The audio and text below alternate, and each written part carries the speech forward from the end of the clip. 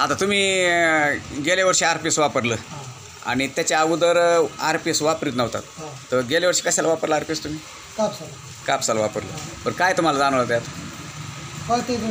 हां, तेच राहतं. बरं कलर कसं राहतो? हिरवागार. बरं आता किती एकरमध्ये गेल्या वर्षी कापूस होता तुमचा? 5 एकरमध्ये. किती झाला? 42. बरं तुम्ही कापूस हे RPS वापरल्याच्या अगोदर तुम्हाला 13 अनात किती कापूस व्हायचे? सरासरी मागून 2-4 वर्षाचा ॲव्हरेज सांगा आपल्याला. सरासरी 30 क्विंटल. त्याच्या पुढं कधी काय म्हणजे 11चा ॲव्हरेज, म्हणजे 11 क्विंटल वाढा समजा. तर गेल्या वर्षी RPS किती रुपयाचं वापरलं तुम्ही?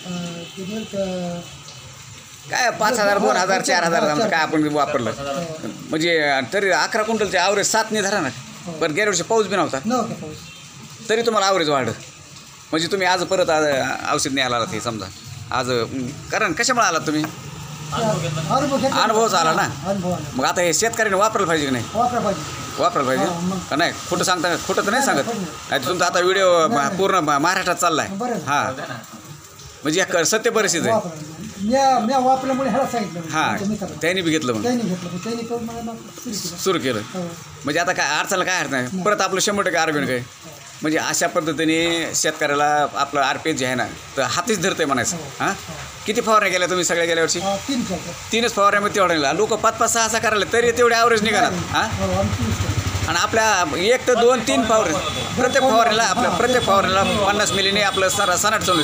आता बाकी तुम्ही केमिकल वापराल तर त्याच्यासोबत आपलं द्यायचं आहे. पण अशा पद्धतीने रिझल्ट आहेत. तर हे शेतकऱ्याला अनुभव आला. त्याच्या अगोदर त्यांनी गेल्या वर्षी वापरलं, त्याच्या अगोदर वापरीत नव्हते तर 30च्या पुढं काय त्यांचं ॲव्हरेज गेलं नाही समजा. इथून मागचं कधी ॲव्हरेज तितकं निघलंच नाही. मग आज ॲव्हरेज वाढ म्हणून तुम्ही इथं आलात. तर अशा पद्धतीने RPSचे रिझल्ट आहेत. तर प्रत्येक शेतकऱ्याने प्रत्येक पिकाला 50 मिली टाकीला आपला RPS गेलंच पाहिजे आणि प्रत्येक फवारणीला गेलं पाहिजे. तर तुम्हाला चांगल्या पद्धतीने परतावा देतो आहे. आणि आज माणूस म्हणतो शेतकरी ह्यानी ऑर्गॅनिक शेती पिकत नाही. तर आज हे तुमचा समोर रिझल्ट आहे ना. ऑर्गॅनिकमध्ये आज नाही तर केमिकलमध्ये तुम्ही वापरायलात. केमिकलमध्ये दुपकास लागली शेतकरीची. हां, इतकली खतं टाकायला होता. आज आपलं नंबर 1चं खत बी आलं आहे. आता गेल्या वर्षी ज्यांनी रिझल्ट घेतले चांगल्या पद्धतीने रिझल्ट आले त्यांना. तर अशा पद्धतीने यांना आज औषध न्यायला आलेत RPS 76. तर ह्यांना चांगल्या पद्धतीने रिझल्ट आला. शेतकरी समाधानी आहेत. तुमच्या पसंतीला उतरलं का RPS? धन्यवाद आल्याबद्दल. तुमचं नाव गाव पत्ता सांगा. नाव?